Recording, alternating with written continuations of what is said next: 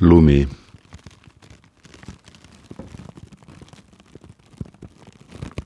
lumimajade katustel, räästate servades, tänavatel.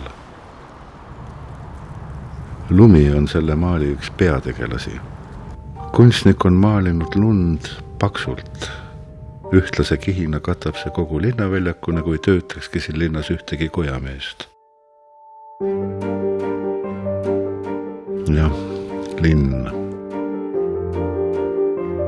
Linn oli Nikolai Kulli suur armastus. Ta võis lõputult imetleda Tallinna vanalinna, selle salapäraseid ja romantilisi kihistusi, mis viisid ta justkui mõnda teise ajastusse.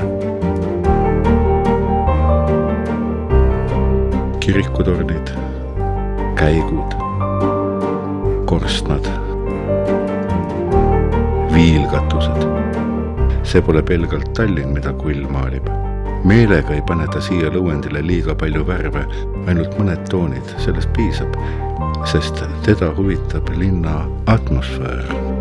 Ühe paiga õhustik, mis toob meile sõnumeid ajastust, mida enam ei ole.